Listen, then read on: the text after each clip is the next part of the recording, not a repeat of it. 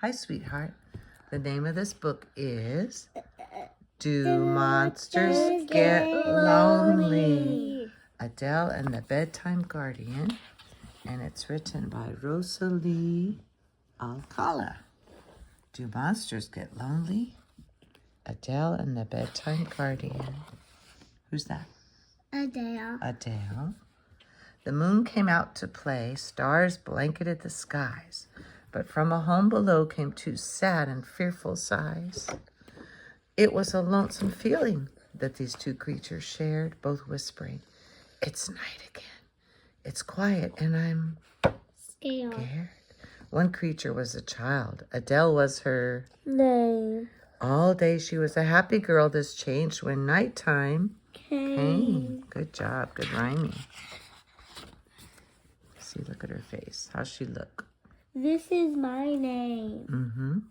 I'm scared of all the monsters that might sneak around at night. Adele fretted as she laid beside her trusty bedside light.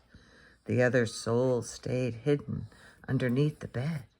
He was lizard-like and scaly with green curls upon his Head. He was scared for different reasons. He found children's screams so shrill. "If she sees me," said the monster, "she'll flip out.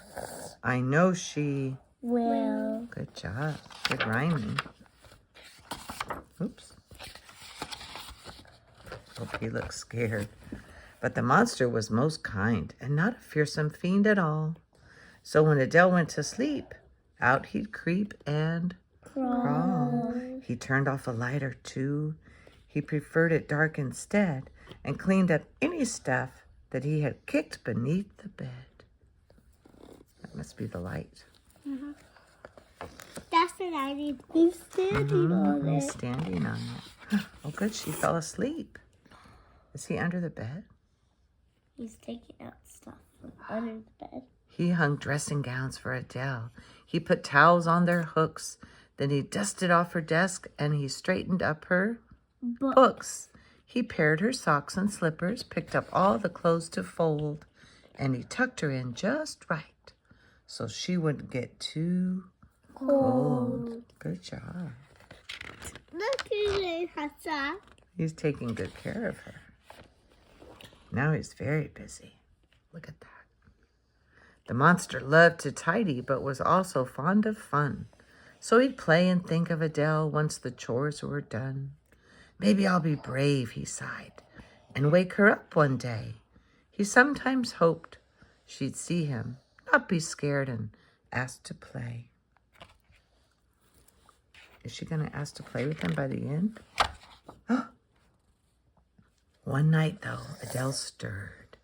She thought, "I need a drink." Quite unaware, the monster mouthed, "I'll come out now, I think." She looked sleepy, but she's getting a drink of water. Uh-oh. Is she looking in the mirror? They saw each other plain as day. They froze and then they stared. For the first time in a nighttime, both were startled more than scared, peering in each other's eyes. Their panic seemed the same. The monster raised his hands and with a whisper, he exclaimed, "Please don't scream or shout. I'm so afraid of screams, you see. I know you're frightened too, but scaring children isn't me." Oh, he doesn't want to scare her. He wants to just be what? Nice. Yeah, he wants to be friends. Look at how he's so smiley, see? Adele held her screams in tight and tried to hide her fears. The monster soon explained, "I have cleaned your room for years. I'd wait until you slept because I couldn't risk you screaming. And later I would tuck you in while you were sweetly dreaming." Look at her pajamas look kind of like him. But they look the same. Like scales. It's like a lizard. Oh, they're like matchies. Now they look like they're friends. Adele felt her fears dissolve. "I will not scream or cry. I was scared of monsters once, but I really don't know why." So they tidied up together, and it only took a while. Good night, not so scary monster, giggled Adele with a smile. This fit of goodnight giggles sparked a brilliant bedtime game, and now they always say goodnight with lots of silly names. Good night, furry face. Good night, squishy nose. Good night, booger brains. Good night, wriggly toes. Sleep tight, knobby knees. You too, wiggly hips. Don't snore, noisy snoot. Nor you, snuffle lips. Snuffle lips.